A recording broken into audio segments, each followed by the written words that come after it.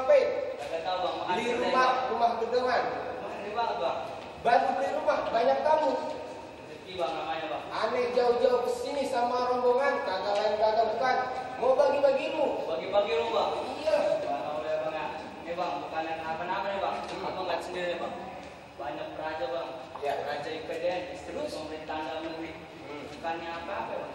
Itu raja IPDN itu udah tahunya. Ini bang. Apa bang mau cobain nih bang?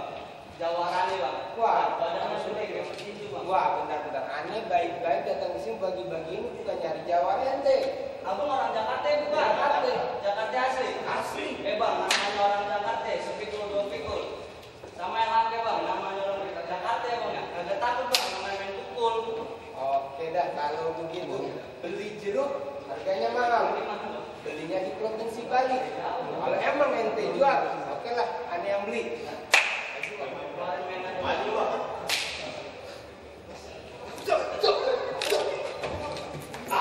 Segini bang. Jago lagi bang. Biar Ampun bang. ilmu dia tinggi bang. Ya, itu emang bang. Ayah tuh bang, jawara bang. Bang, aneh cuma bisa bilang ya bang ya, buah mangga bukan sembarang buah mangga. Ada cuma satu, di pohon coba tuh dipetikin bang. Aneh bangga bukan sembarang bangga bang. Kamu yang kayak begini yang ayah tunggu-tunggu. Bapak, silakan menikmati waktu kita sekarang.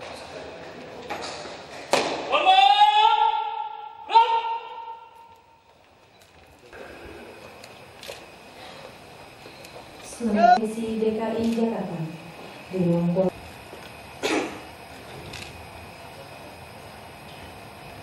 yang terhormat Wakil Gubernur Provinsi DKI Jakarta yang kami hormati, Kepala Badan Kepegawaian Daerah Provinsi DKI Jakarta yang kami hormati, Inspektur Provinsi DKI Jakarta, Ketua Ikatan Alumni Pendidikan Tinggi Kepamungpraja yang diwakili oleh Sekretaris Jenderal IKA PTK, dan hadirin undangan yang berbahagia. Selamat datang di ruang Pola Balai Kota dalam Institut Pemerintahan Dalam Negeri asal pendaftaran Provinsi DKI Jakarta. Acara pada hari ini Selasa 13 Agustus 2013 diawali dengan menyanyikan lagu kebangsaan Indonesia Raya.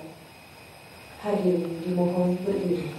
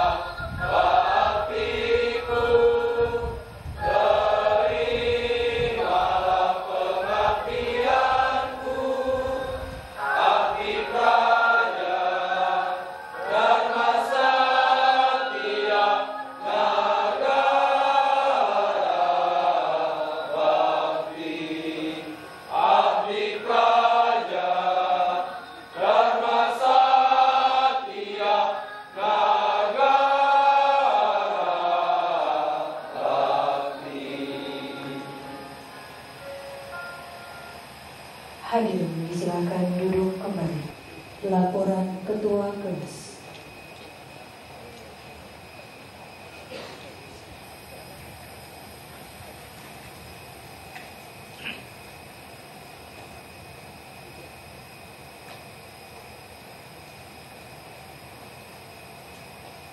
Khusus Praja, duduk, siap, gerak.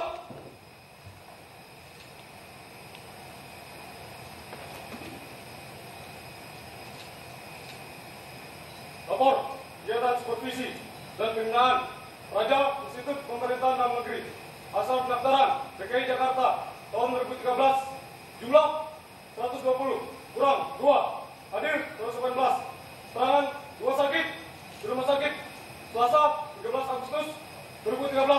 Siap dilaksanakan. Laksanakan.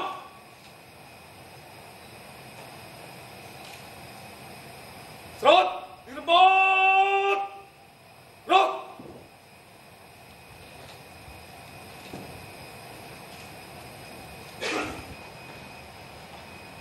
Pembacaan doa yang dipimpin oleh Nindya Praja Muhammad Dewi Oktaria.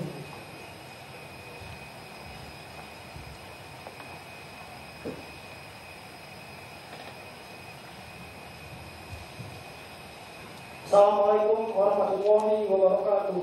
Waalaikumsalam warahmatullahi wabarakatuh. Bismillahirrahmanirrahim. Wassallim radhiyallahu tabaraka wa ta'ala an sadatina ashabi sayyidina Rasulullah ajma'in. Alhamdulillahirabbil alamin. Hamdan syakirin, hamdan na'imin, hamdan yakin amahu wa yukafi mazidah. Ya Allah ya Tuhan kami, syukur kami terhadap izin-Mu yang telah memberikan segala nikmat sehingga kami dapat berkumpul di ruangan ini dalam acara supervisi dan pembinaan Praja IPDN asal pendaftaran DKI Jakarta.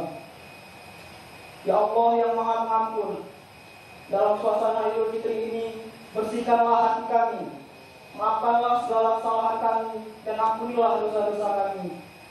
Ampunilah dosa kedua orang tua kami, dosa para pahlawan kami, dan dosa para pemimpin kami. Ya Allah yang Maha Pemberi rahmat, rahmatilah pengarahan yang disampaikan Wakil Gubernur beserta pejabat Pemda DKI Jakarta ini, ya Allah. Ya Allah yang Maha Penyayang, semoga apa yang kami lakukan selalu Kau berkahi, selalu Kau lindungi, dan senantiasa jadi amal ibadah bagi kami. Ya Allah, jadikanlah kami calon pemimpin Praja sebagai generasi penerus pemerintah daerah DKI Jakarta yang bisa memegang amanah-Mu untuk membangun daerah kami serta nusa dan bangsa. Amin ya Allah ya Rabbal Alamin.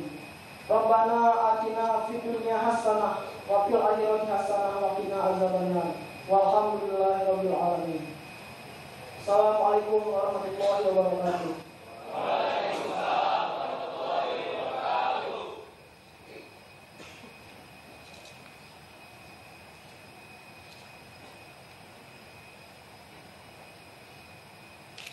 Hadirin yang kami hormati, acara selanjutnya arahan Wakil Gubernur Provinsi DKI Jakarta dilanjutkan dengan sesi tanya jawab kepada Bapak Insinyur Basuki Cahaya Purnama MM. Dipersilakan.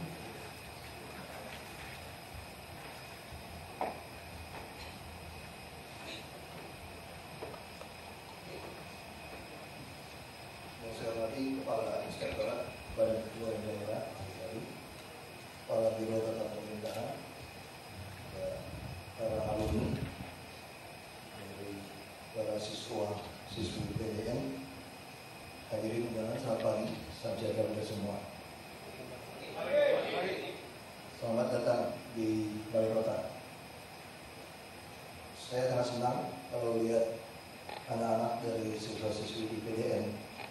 Tapi saya juga punya pengalaman buruk terhadap siswa-siswi IPDN dari daerah saya dulu waktu saya di Bupati. Jadi anak ini di kiri kita bayarin semua dengan APBD, tapi waktu pulang dengan pakaian lengkap seperti ini meminta sumbangan untuk uang baju, uang apa segala macam yang sudah kita bayar di APBD sebetulnya. Kalau saya kaget, Dan kebetulan ini masih keponakannya ketua DPRD waktu itu. Ya dia dulu, makanya saya tanya, seleksinya seperti apa? Kadang-kadang seleksinya sudah tidak betul. Seleksinya sudah zaman dulu ya mungkin ya. Seleksinya sudah ada sedikit-sedikit. Anaknya cakep, tinggi, tegap, ya, six pack lah badannya lah. Bagus. Tapi kelakuannya dia tidak bagus. Kalau saya tanya, siapa yang ngajarin kamu? Baru semester pertama sudah seperti itu. Lalu dia senior. Jadi tiap kali pulang ke daerah itu ngedarin minta uang tambahannya. Maka sekarang yang model seperti ini, kalau saya bisa, saya ingin pecat saja. Dia lebih baik jangan jadi pegawai negeri. Lebih baik tidak jadi. Daripada jadi, kita bisa bayangkan anak muda yang cakep, lulus IPDN, masuk ke Pemda, itu kalau dulu pasti langsung jadi camat itu, kira-kira gitu kan, jadi ajudannya bupati dulu biasanya, karena main disiplin. Nah sekarang di DKI kami yang merancang RUU tentang aparatur sipil negara dengan wamen sekarang. Memang di Mendagri masih ditahan, kami yakin setelah pergantian presiden mungkin ini bisa berjalan dengan mulus. Jadi tidak ada lagi istilah nanti IPDN keluar pasti jatah camat punya siswa-siswi IPDN, tidak ada. DKI sudah membuktikan kemarin dengan cara lelang. Tapi juga bukan berarti, jadi ada seorang diambil porsinya, tidak. Kalau Anda memang bagus, balik. Ibu dari IPDN kan? Nah, ini lulusan terbaik. Jadi harusnya dari IPDN pasti terbaik kalau dites. Nah, kenapa kemarin bisa sampai kecolongan? Kira-kira gitu kan? Karena visinya, hatinya udah berubah. Yang dibutuhkan sekarang itu orang yang mau melayani, orang yang mau memperhatikan, yang peduli kepada kepentingan warga. Untuk itu kan IPDN dilatih kan? Jadi siswa-siswi IPDN dilatih, bukan untuk gagah-gagahan punya six pack atau jago berantem gitu loh. Jago berantem, kata si Jetty, belajar kungfu 20 tahun juga gak ada guna. Kalau lawan orang banyak juga repot. Mendingan senyum lebih baik gitu. Kan saya diajarin dari satu keluarga jenderal katanya, sekalipun kamu pegang pistol, kalau kamu diserbu, kamu jangan lawan. Kasih lagi, karena pistol itu tembak kalau itu ada batas pelurunya. Jadi lakuin apa? Lari, gitu loh. Tapi sambil lari kan ada 2-3 yang bisa ngejar kamu kan. Jadi dor kepalanya, bukan dihadapin gitu loh. Ini cerita versi dia gitu kan. Tadi saya ingat siswa-siswi PDR, khusus saya DKI. Pak Gubernur, orang sudah tahu caranya seperti apa. Tapi itulah yang harusnya substansi IPDN dilatih untuk itu. Anak-anak IPDN punya fisik yang baik, bukan fisiknya sebetulnya. Substansi itu apa? Disiplinnya sebetulnya. Anda semua dilatih, ada disiplin. Untuk apa? Untuk peduli melayani orang gitu. Jadi bukan fisiknya yang ditonjolkan, fisiknya adalah akibat dari kita disiplin. Kalau saya bangun pagi-pagi tiap hari latihan setengah jam, ya badan saya ya kayak begitulah, masih kebentuk. Tiap hari setengah jam latihan kok. Kalau latihan lentur ya masih lentur badan kamu. Tapi bukan itu yang Anda dilatih di sekolah.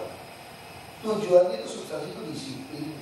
Nah ini yang kita harapkan bisa mengubah sebuah transformasi sudah terjadi di Indonesia. Kita mulai dari DKI. Nah kami sangat mengharapkan siswa-siswi IPDN kontingen DKI ini tidak memalukan. Saya ditanya dari orang dulu waktu kali kampanye, tahu apa orang Solo sama orang Belitung soal Jakarta? Saya juga termasuk orang Jakarta, 81 udah sekolah di Jakarta kok. Saya belajar ngomongnya di Jakarta, umur 1 tahun di Jakarta. Jadi orang mengaku orang daerah, saya bilang apa? Beda daerah dengan Jakarta itu di mana? Kalau di daerah, saya kalau ketemu 10 orang bicara, 8 orang itu yang mirip saya kira-kira gitu. 2 lebih pintar. Kalau mau ngomong lebih sombong lagi itu 8 itu di bawah saya sebetulnya. Kalau dari sekolah gitu ya. Yang S2 saya gitu kan. Yang 2 ya mirip-mirip saya di bawah saya kalau ngomong sombongnya. Kalau di Jakarta kita ketemu 10 orang. 8 orang itu guru kita semua lebih pintar. Dua orang mirip-mirip kita di atas kita sebetulnya itu. Ini Jakarta. Begitu kami masuk bicara transportasi, saya baca kajiannya itu sudah ada 22 kajian di DKI dari zamannya Pak Lisa itu. Tentang transportasi, tentang makro segala macam. Masalahnya di mana sekarang? Kalau saya masuk sini dari ITGP sama AOSCAP kasih 2 kajian lagi soal transportasi. Jadi saya punya 24 kajian. Ini di Jakarta ini masalahnya di mana? Masalahnya ya disiplin tadi, penegakan hukum. Kenapa Pol PP begitu banyak selalu dilaporkan tidak cukup? Ada wali kota, salah satu wali kota lapor begini, Pak, kami kesulitan Pak. Kenapa? Baru menoleng 10 menit saja Pak, itu PKL udah penuh katanya. Jadi mau bikin pagar kayu, Pol PP 7 juta. Ya 70% penduduk DKI kita bayar, jadi Pol PP tungguin pagar kayu 24 jam. Ngantuk tidur dikit lagi. Kenapa? Karena kita tidak pernah menegakkan perda. Perda jelas ada hukumannya, maksimal 60 hari, maksimal 20 juta. Jadi dengan kita setel aja maksimal 60 hari atau nggak usah 20 juta, 3 juta deh.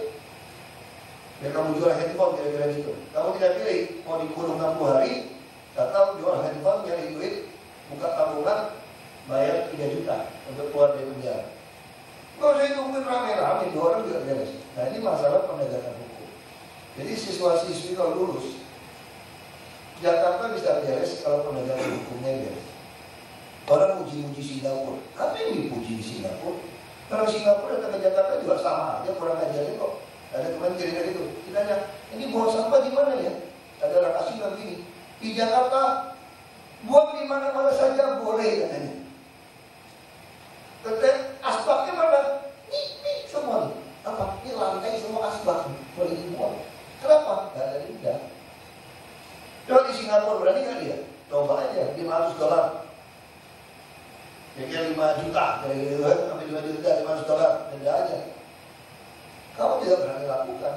Nah itu yang kami harap setelah saudara-saudari lulus bergabung di DKI, itu yang mau kita tegakkan. Soal transportasi makro, soal macet, yang utama semua sudah tahu apa yang mau dilakukan. Persoalannya berani kita tindak. Saya bicara sama Pak Sunani. Kenapa mikrolet, komprenan semua berani stop di tempat jalan stop? Kalau ada petugas juga berani stop, diusir-usir berjalan gitu. Kadang-kadang dia galak menumpuk penumpang, dia masih jadi. Kenapa? Karena tak pernah tidak, tak pernah ditilang. Coba kasih saudara dulu. Begitu masih sama, ketahuan, cabut izin trayeknya. Ya ampun, cabut aja. Kita beribus sendiri. Sopirnya mau kerja, disiplin kerja. Kalau tidak, tak bisa beres Jakarta.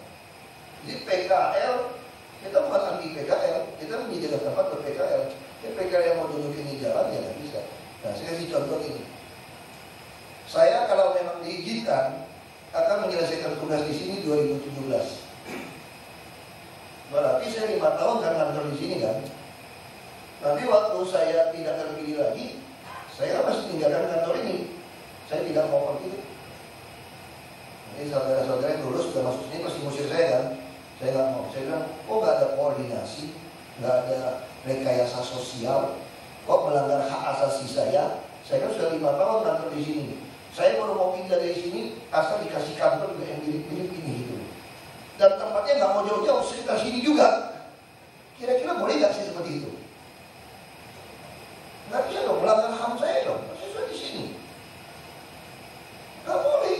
Jadi kalau terjadi di DKI, orang datang ke DKI, buat salah peraturan, seenaknya, lalu menuntut kita menyediakan tempat buat dia gitu. Makanya kewajiban itu gitu.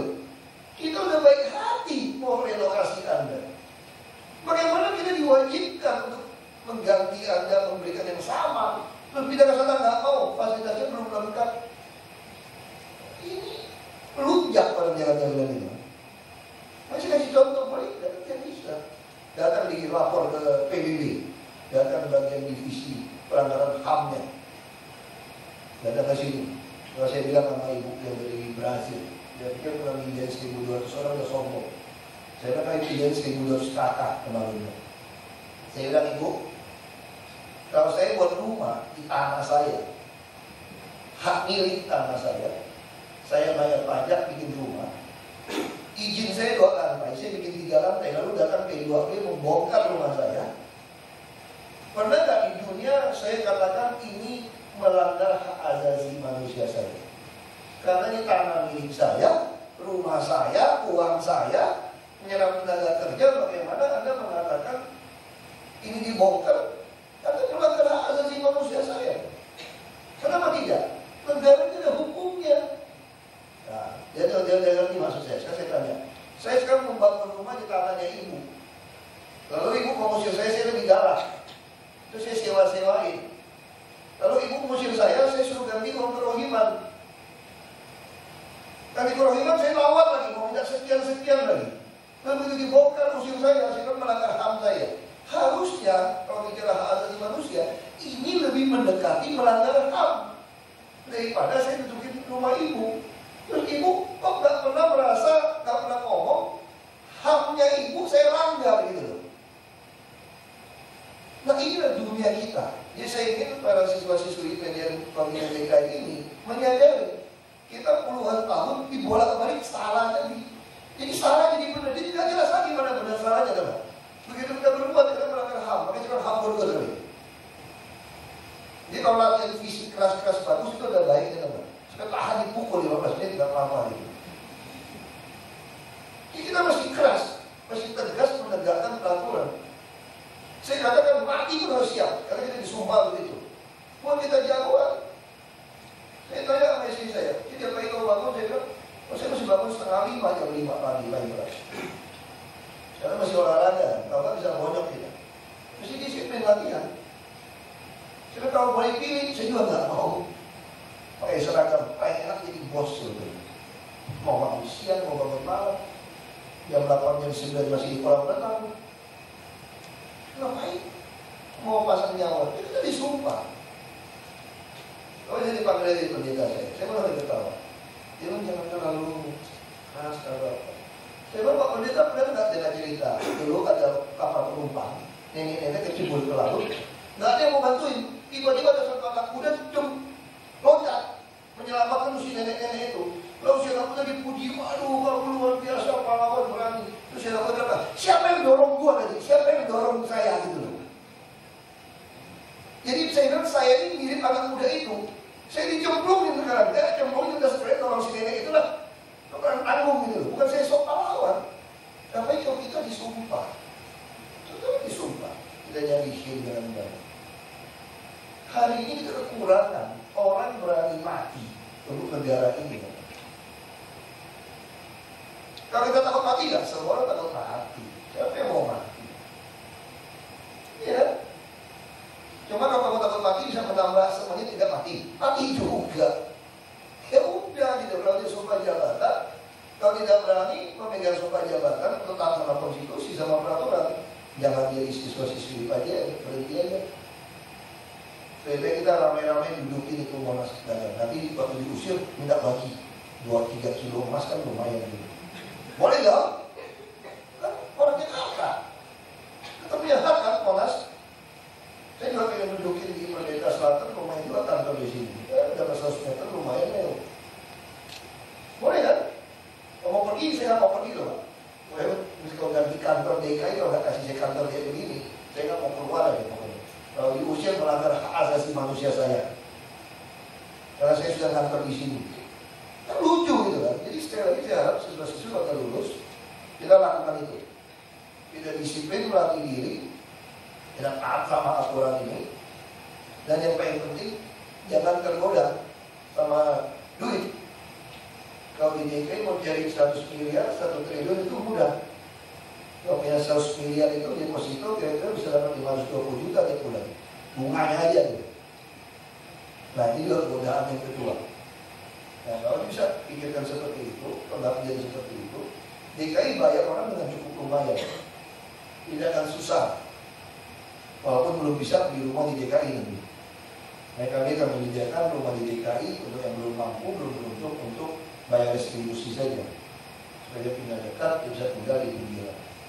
Ya, saya sekali lagi sangat bangga dari khususnya kontingen DKI, jangan bikin malu DKI. Kita adalah contoh untuk sebuah model transformasi Indonesia. Kalau ada Jakarta baru, tidak yakin ada Indonesia baru. Terima kasih.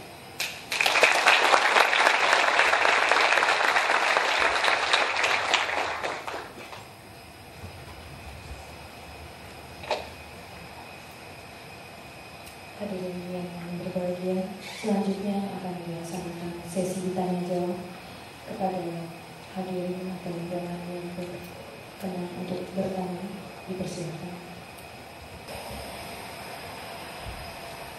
Assalamualaikum warahmatullahi wabarakatuh. Waalaikumsalam warahmatullahi wabarakatuh. Mohon izin kepada Bapak Wakil Gubernur Provinsi DKI Jakarta, Bapak Insinyur Basuki Cahayapurnama MM. Mohon izin kepada Bapak Kepala Biro Pemerintahan. Mohon izin kepada Bapak Kepala Inspektorat. Saya ingin bertanya mengenai tentang seminar interaktif strategi pengoperasian MRT sebagai moda transportasi yang efektif dan terjangkau bagi warga Jakarta. Yang ingin saya tanyakan, setelah pembangunan MRT selesai atau rampung, apakah nantinya akan terjadi sebuah kesatuan sistem yang terintegrasi antara MRT dengan moda transportasi lainnya seperti Kopaja, APB, ataupun Metro Mini? Jika ada, bagaimana cara mengimplementasikannya agar hasil yang diperoleh atau outputnya maksimal? Terima kasih. Assalamualaikum warahmatullahi wabarakatuh. Kajian itu semua itu pasti terintegrasi. Makanya dulu orang pernah protes sama saya, pada kampanye saya tegaskan, sebetulnya DKI tidak perlu ada PT MRT.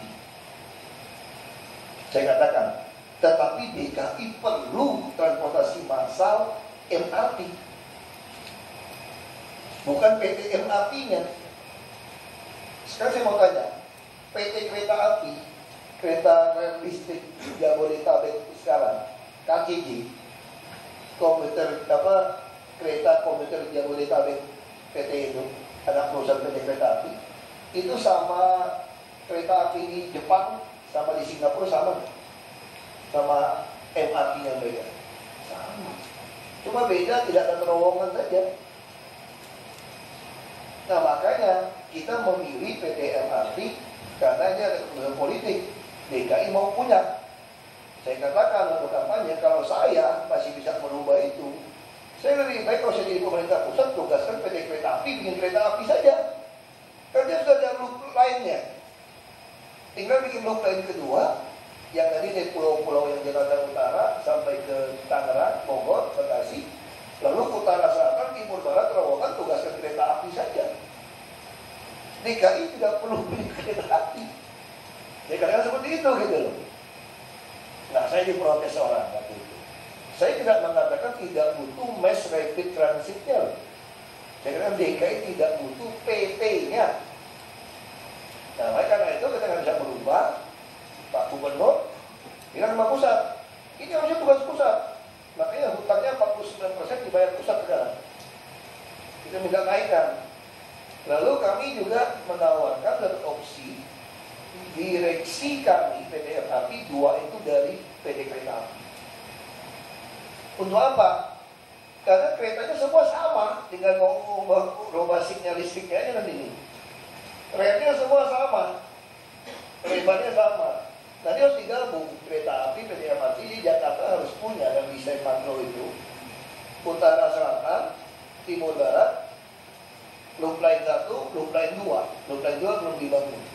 Nah, loop line 2 ini kami lagi coba membangunnya apa? Dari pulau-pulau. Kami dengan nego dengan pemilik izin pulau. Kami bisa menahan izin mereka. Kita mau deal dengan mereka, walaupun izin mereka sudah punya. Mereka masih ada izin sambung, izin lanjutan. Kami bilang kami mau nyambung izin Anda, asal Anda siapkan jalan tol dan rel kereta api seluruh pulau utara itu. Supaya di cikal bakal dari Tanjung Priok, Bekasi sampai ke bandara. Itu pembebasan lahan kan gampang, langsung pulau. Nanti baru itu kereta api nyambung lagi. Loop line kedua tadi. Nah, utara selatan, timur barat. Nah, kita tidak tahu kalau kita optimis Jakarta bisa menampung 30 juta penduduk, harusnya nanti itu bukan cuma utara selatan 1, ada utara selatan 2, utara selatan 3. Jadi potongannya harus banyak. Di situ juga Jakarta juga bisa membangun pengolahan air limbahnya. Nah tentu bus-bus semua akan terintegrasi. Malah Pak Gubernur sudah berpikir, setelah kita diskusi, kita akan hitung dari Blok M sampai Monas, kita gunakan bus yang biasa, yang lower deck, yang pendek, bukan dari Transjakarta, untuk gratis muter di sepanjang jalan itu, Blok M sampai, nah kami lagi hitung. Jadi orang-orang tua mau naik bus, pegawai-pegawai, ya nanti kita bisa saja membuat mobil-mobil di situ nggak mau berhenti lagi, gratis. Jadi kita akan mendorong, membebaskan bus-bus sepanjang jalur koridor Blok M sampai ke Monas. Ini juga untuk mengembangkan turis. Saya kalau bus itu jalan, kira-kira bus-bus, kamu mau naik bus itu nggak? Kamu mau dari Blok M ke Ciputat?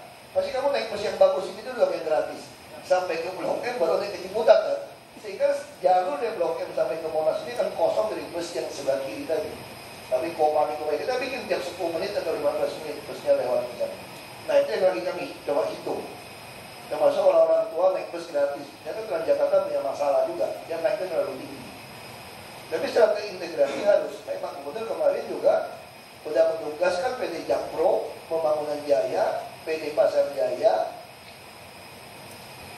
Kita mendak PT Kereta Api ikut untuk membangun TOD, Transit Oriented Development. Jadi semua tempat stasiun kereta api dan terminal bus itu kita akan bangun terpadu, mall, pasar, untuk PKL, termasuk untuk apartemen-apartemen, dusun-dusun murahnya itu. Nah, sehingga orang betul-betul semua terintegrasi. Nah, TOD-TOD-nya yang mau dikembangkan oleh perusahaan-perusahaan gabungan ini supaya terintegrasi. Termasuk tahun ini, kami sedang mentenderkan membangun DED, Intelligent Design, di bawah Monas, supaya bisa menghubungkan langsung dengan Gambir dan Transjakarta. Sehingga di Monas nanti ada tempat pameran produk-produk kreatif seluruh Indonesia. Kita juga Bank DKI juga bantu memberi kredit kepada mereka. Nah yang penting di Jakarta kan ada showroom gratis setengah tahun 1 tahun itu. Nah ini yang mau kita lakukan. Jadi secara prinsip kita akan mulai menggeser orang juga secara transportasi. Kita akan membangun 400 hektar lahan di Marunda. Kenapa? Jadi orang-orang yang sudah di pinggiran sungai, di waduk, tidak ada lagi uang kerohiman. Anda kalau tidak punya rumah, silakan masuk distribusi di rumah susun. Karena selamanya orang miskin pun nyewa rumah. Yang punya rumah pinggir-pinggir itu, lapak-lapak itu adalah pengusaha pengembang PKL juga. Dia diuntungkan kalau ganti per rumah, kita tidak mau ganti lagi. Nah kalau orang-orang yang tidak mampu, yang belum beruntung ini dipindahkan ke Marunda, di situ juga ada tempat pekerjaan. PT KBN saja sudah menyerap 40.000 lebih pegawai. Dan dia masih ada 170 hektar lagi mau dikembangkan, bisa nyerap 30.000 lebih pegawai. Dan kita akan mengembangkan kawasan ekonomi khusus 3 pulau. 1 pulau jadi utilitas, masing-masing pulau 500 hektar, 3 pulau itu 1.500 hektar. Dia tempat logistik pelabuhan. Saya sudah bicara dengan Perindo, Indonesia Port Company. Saya katakan pada beliau, kita gimana kita tukar saham? Saya mau minta saham pelabuhan Anda, saya kasih Anda saham di logistik. Sehingga DKI nanti punya pelabuhan juga, punya saham pelabuhan laut dalam. Nah orang-orang yang tidak beruntung akan kerja di sini, bisa naik sepeda. Nah tadi kita tugaskan taman sama perumahan harus digabung ini untuk membereskan wilayah itu. Siapkan tamannya, ya nanti seperti perumahan besar 100 hektar yang sudah dibebaskan mana, sudah ada taman mana, infrastrukturnya mana. Orang-orang tinggal di pinggiran sungai, di waduk. Kita kan tanya, Anda jangan punya rumah, tolong pilih yang mau mana. Silakan pilih undi. Ini sambil dibangun atau sudah awasi. Begitu diselesai langsung dia masuk. Nah itu kita akan bangun 4 hektar itu, orang kerja semua di situ. Mau ke Bekasi juga dekat, tinggal nyebrang BKT. Itu juga akan mengurangi kemacetan. Jadi prinsipnya orang belanja, rekreasi, kerja, tinggal semua di situ. Tempat. Ini juga pola-pola yang saya akan dibangun. Saya kira kalau ini berhasil ada satu jadi ikon baru. Kita bisa bayangkan 400 hektar kalah desain Angmoikyo yang Singapura. Kita membangun dengan sungai yang baik. Dan konsep itu yang kita lagi lakukan. Dan sudah kita merahkan. Kita ada minta tata ruang. Kalau dikuningkan sebagai perumahan, caplok pengusaha. Ya sekarang kita sudah pindah akal-akalannya. Merahin saja. Katanya merah nggak bisa bikin perumahan Pak. Di kantor pemerintah. Saya kira swasta boleh itu. Super bloknya. Ada mall, ada apartemen, hotel, kantor.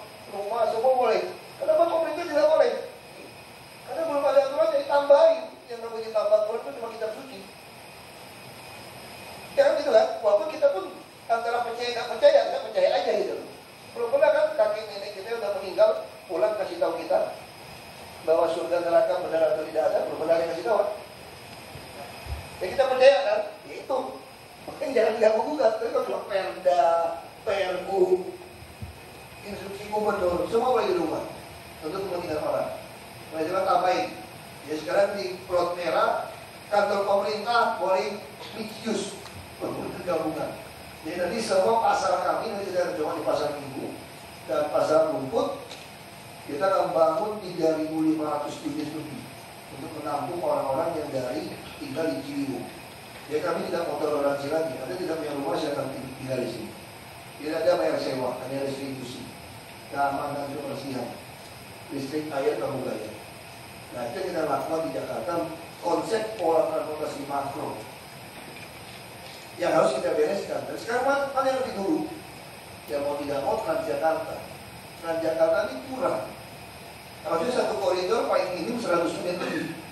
Kalau dihitung, belum lagi itu macetnya. Ini 12 koridor cuma 600. Gimana? Kurang 1.000 lebih. Makanya kita tahu ini mau nambah 1.000. Jadi pengadaan juga masalah. Nah, kita lagi coba dengan kita kalau supaya tahun depan kita langsung beli bus-bus itu. Nah ini juga akan. Jadi yang belagu-belagu nih, yang sopir bus yang lebih sehat ya. Sekarang dia tahu, dia manfaatin. Kita nggak berani tindak. Kenapa? Tidak ditindak saja yang bus-bus zombie ini, yang jelek-jelek ini pun tidak cukup ngangkut orang Jakarta. Itu jadi berani. Dia bayangkan, saya kuliah di sini tahun 84. Saya naik metro mini. Dibandingkan sekarang metro mini masih sama, lebih buruk dari yang dulu. Ini bayangkan untuk umur berapa? Saya udah mau setengah abad umurnya. Pastinya masih seperti itu. Ya itu yang masalah. Ya, jadi saya mau cerita kalau proses makro seperti itu kita bisa lebih jelas.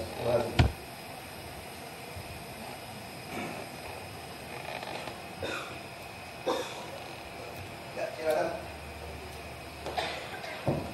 Assalamualaikum warahmatullahi wabarakatuh. Mohon izin kepada Wakil Gubernur Provinsi DKI Jakarta, mohon izin kepada Kepala BKD, mohon izin kepada Kepala Biro Tata Pemerintahan dan Alumni PDN. Mohon izin Pak, sebelumnya saya mengucapkan terima kasih banyak kepada Wakil Gubernur beserta jajaran atas kesempatannya untuk memberikan monitoring untuk kami Praja di PDN. Saya selaku perwakilan dari Praja Institut Pemerintahan Dalam Negeri sangat apresiasi dengan gebrakan-gebrakan yang telah dilakukan oleh Gubernur dan Wakil Gubernur Provinsi DKI Jakarta saat ini. Salah satunya adalah dengan adanya MRT, Bus Transjakarta, dan plat nomor genap dan ganjil. Tadi yang Bapak sampaikan bahwa Bus Transjakarta saat ini mungkin menjadi salah satu upaya yang dilakukan oleh Pemprov DKI. Dan pada bulan November mendatang akan ditambahkan 1.000 armada bus busway.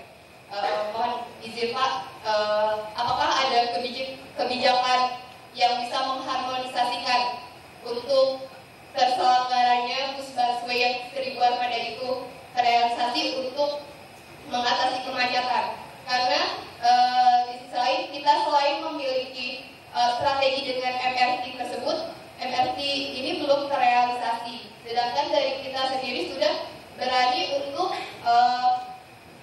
berinisiatif untuk langsung kita terjunkan 1.000 busway tersebut dengan kondisi ruas jalan yang pertumbuhannya masih belum bisa mengimbangi volume kendaraan yang ada di Jakarta. Dan mungkin salah satu penyebab kemacetan di DKI ini adalah banyaknya kendaraan pribadi dibandingkan kendaraan umum. Bagaimana tanggapan Bapak sendiri menanggapi hal ini? Apakah kita harus meredam kendaraan pribadi tersebut sehingga kemacetan ini bisa teratasi? Sedangkan untuk kebijakan kita mengatasi kemacetan ini untuk MRT tersebut masih berproses dan belum terrealisasi, Pak. Seperti itu. Terima kasih, mohon maaf apabila ada kesalahan kata. Assalamualaikum warahmatullahi wabarakatuh. Nah, pengertiannya mesti diluruskan. Jadi kalau katakan seolah kalau MRT dibangun selesai langsung tidak macet, itu kampanye. Itu tuh tema kampanye kemarin itu. Kalau bangun MRT tidak macet. Jadi yang betul adalah bukan adanya transportasi massal tidak macet. Yang paling benar kalau di dalam kerangka besarnya adalah ketika orang mau meninggalkan kendaraan pribadi ke umum, ke transportasi massal, itu baru tidak macet. Berarti transportasi massal harus dibangun dan berarti dia adalah solusi Pasti, apalagi MRT. Kalau cuma Lebak Bulus sampai HI kok, apa yang macet gimana? Cuma setengah kok. Itu cuma kampanye waktu itu kita spanduk kan. MRT dimulai, macet hilang gitu kan, itu kampanye saya bilang. Tapi ini bukan kampanye.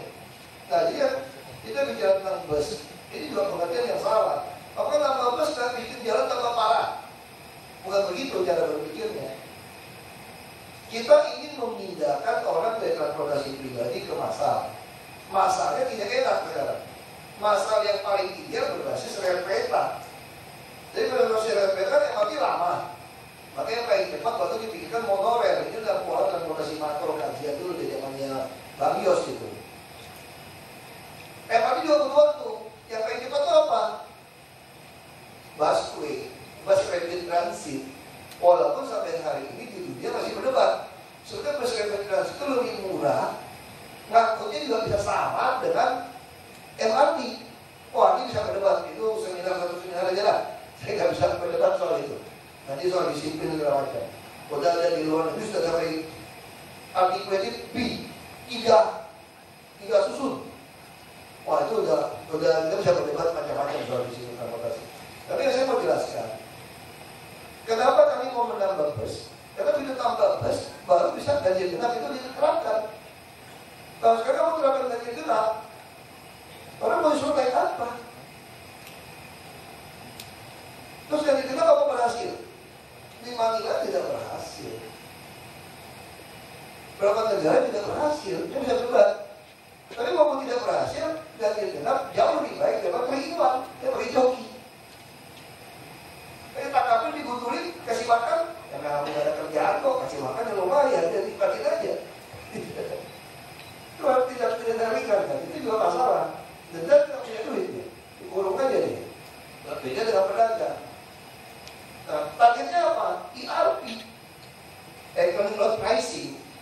Jadi nanti orang dari luar kota, kalau masuk ke Jakarta, Anda harus bayar kenyamanan itu dengan tagih uangnya. Kalau Anda tidak mampu bayar kenyamanan ini, ya silakan Anda naik kendaraan umum. Bisa kita siapkan. Nah, juga memang banyak masalah di DKI. Misalkan di luar negeri, namanya ruas jalan tol, tengahnya kosong pasti jadi jalan kereta api sebetulnya. Kita tidak bisa. Rasanya apa? Itu jasa marga sama kereta api tidak ada hubungan. Bingung, ini negara apa sebetulnya? Nah, sama seperti sekarang. Kita mau tambah 1000 bus. Katanya supaya Jakarta sesuai perda semua pakai gas. Gasnya tidak cukup. Bagaimana tidak cukup? Itu perusahaan gas negara kan pipanya ada di mana-mana. SPBU ada di mana-mana. Ya sudah, SPBU yang dilewati pipa gas, disambungin aja, bikin SPBG. Mudah kan? Pertamina tidak boleh. PGN sama Pertamina beda. Gila-gila aku pikir. Lucu kan? Saya juga tidak tahu. Presiden tahu atau tidak itu. Nah ini yang jadi konsep transportasi massal tadi bukan tambah bus, tambah sedikit jalan, bukan. Konsepnya adalah hilangkan kendaraan pribadi dari jalan raya. Bagi yang tidak mampu bayar. Nah dengan ERP akan dapat uang subsidi silang untuk transportasi massal ini. Ini konsepnya. Dia mau tidak mau yang tercepat adalah bus. Bus sekarang sudah hampir 9 tahun. Busway itu jumlah ini hanya 600 rusak lagi. Mulai tahun ini kita harapkan kita bisa langsung melampaui jumlah bus yang 9 tahun itu. Lalu kita tambah. Masyarakat bagaimana? Nah ini kita juga bingung. Kita akan lebih baik yang mau bayar aja nih. Kita sudah tugaskan BUMD kita untuk bikin. Kalau masih ada masalah juga, ya lebih baik ada busnya.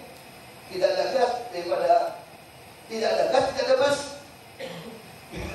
Tidak ada busnya nongkrong kan? Nah lebih aman seperti itu. Itu yang kita melakukan, termasuk angkutan malam hari. Nah kemacetan memang jadi bisa terurai sebelum bisa memaksa orang pindah. Apalagi sekarang motor lebih murah, semua orang naik motor. Kamu mau melarang orang naik motor, ribut orang.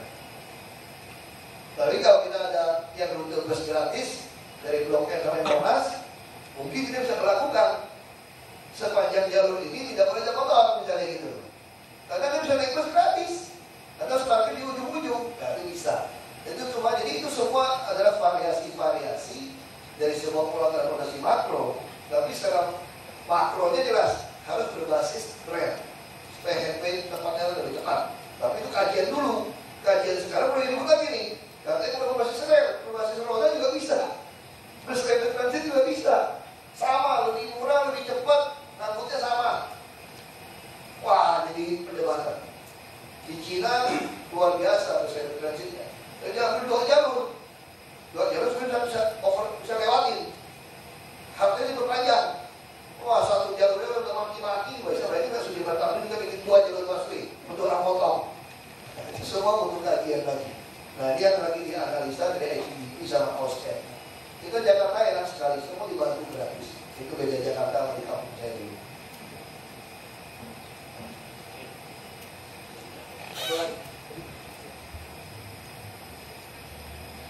Assalamualaikum warahmatullahi wabarakatuh. Mohon izin kepada Bapak Wakil Gubernur Provinsi DKI Jakarta, mohon izin kepada Bapak Kepala BKD Provinsi DKI Jakarta, dan mohon izin kepada Bapak Kepala Biro Tata Pemerintahan Provinsi DKI Jakarta.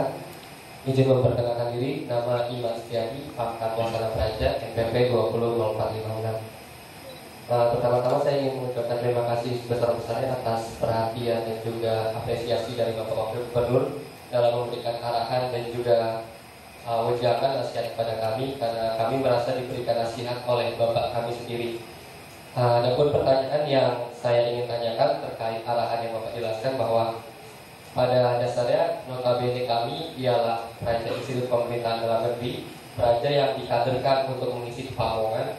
Yang saya atau kami tanyakan ialah bagaimana prinsip-prinsip yang Bapak pegang dalam menangani urusan masalah yang ada di DKI Jakarta, terkait bahwa masyarakat yang ada di DKI Jakarta itu begitu heterogen. Jadi seluruh atau segala setiap kepentingan itu ada di DKI Jakarta. Jadi prinsip-prinsip utama apa saja yang Bapak pegang dalam menangani masalah tersebut, dan juga bagaimana Bapak memiliki atau menjaga hubungan yang baik, sinergi yang baik dengan Bapak Gubernur, karena yang kita ketahui bahwa beberapa ataupun salah satu pemerintah daerah memiliki keberadaan pemerintah daerah di mana kepala daerahnya memiliki hubungan yang tidak baik dengan wakilnya. Seperti itu. Terima kasih. Assalamualaikum warahmatullahi wabarakatuh.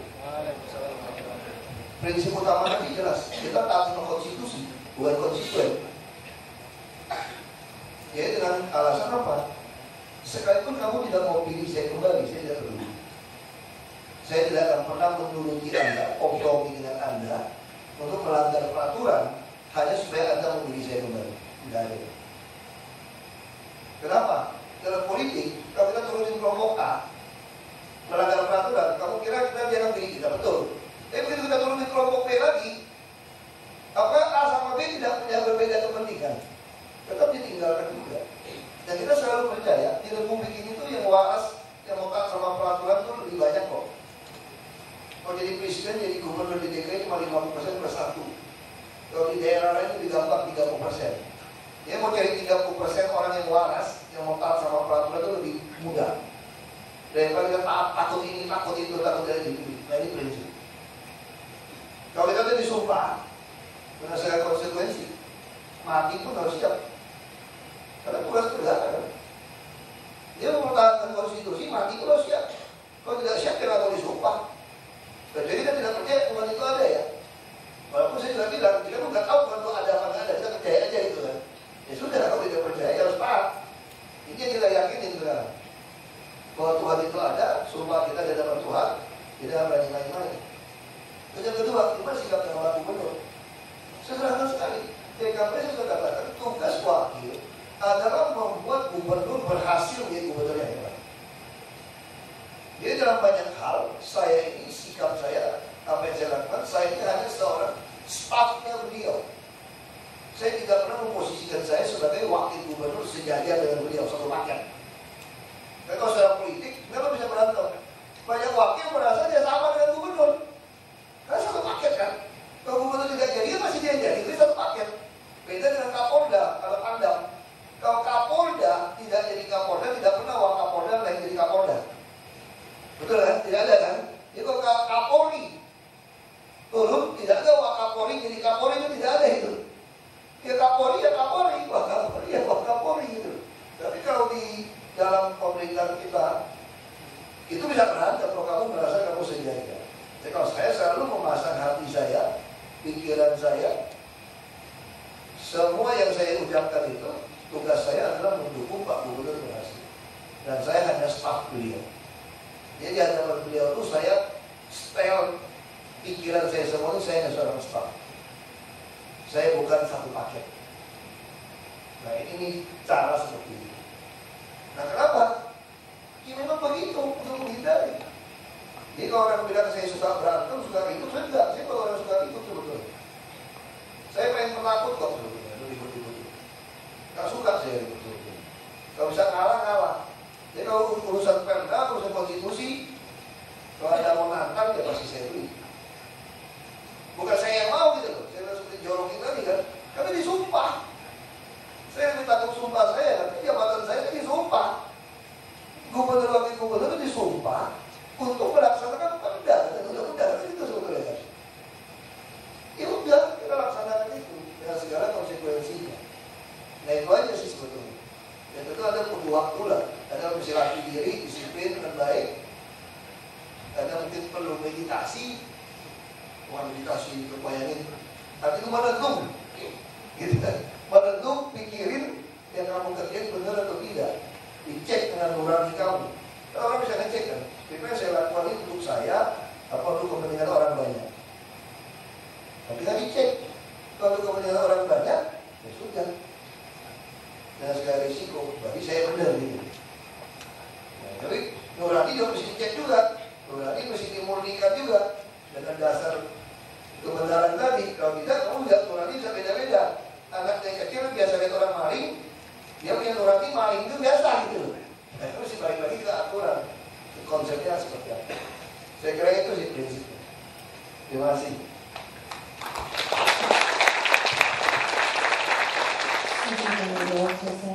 Terima kasih Wakil Gubernur Provinsi DKI Jakarta atas arahan yang telah diberikan. Semoga bermanfaat bagi kita semua.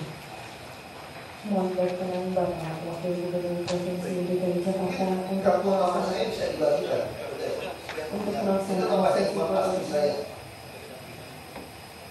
Mohon berkenan kepada Bapak Wakil Gubernur Provinsi DKI Jakarta untuk melaksanakan sesi foto bersama. Yang pertama dengan Satuan Wasara Perda.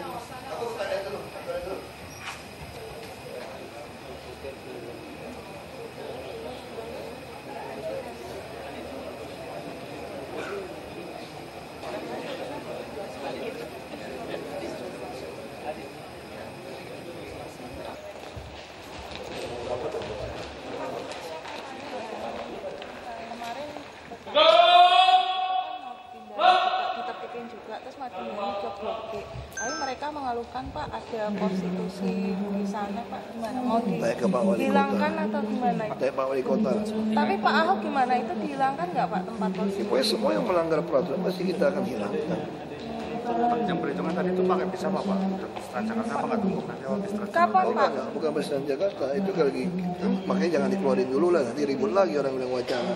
Itu bus biasa yang lower deck. Jadi dia jalannya di jalur kiri. Rutenya sama Transjakarta?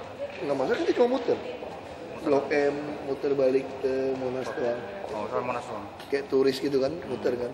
Sehingga di sepanjang jalur itu bus-bus yang jelek-jelek itu kan dia nggak mungkin ngambil penumpang lagi, nggak laku dong. Dia mesti ngebut kan. Ini nggak nambah macet di jalur kiri. Dan itu juga akan membuat hotel-hotel semua tuh, mall-mall itu jadi hidup. Kamu kalau mau makan pun kerja di kantor, mau makan siang di Monas pun kamu tinggal naik aja kan. Jadi bus Transjakartanya di tengah tetap jalan? Jalan aja biasa, ini sebelah kiri. Supaya orang-orang tua juga nggak usah repot naik kan. Kamu kalau naik ke nyebrang juga malas kan. Itu mau jalan, nah nanti juga ke depannya mungkin Taman Sudirman tuh batas-batas tembok gedung kita mau bongkar. Kita kasih dia kompensasi, boleh buka kafe, buka apa gitu kan. Dan kita juga menggunakan LED, dinding-dinding itu jadi iklannya pakai LED. Nah, itu cuma kita lagi kaji nih. Tapi Bapak tahu nggak sih Pak di situ ada tempat konstitusi? Tahunya dari kalian baca di koran. Belum pernah nyoba ke situ. Tapi udah instruksikan untuk dihilangkan nggak sih Pak itu Pak? Udah instruksikan untuk dihilangkan. Pak Wali Kota kan kerjain tanya sama Pak Wali Kota. Pak Wali Kota udah tahu. Dia udah ada jadwal-jadwal. Untuk semua pasar kapan? Ada pengungkapan kecelakaan domisili di Jakarta. Lalu itu dicoba 2013 sendiri, baru 2014 kalau misalnya tidak efektif baru berlaku justisi lagi. Ya sebetulnya inti itu kan dia dalam operasi justisi kok.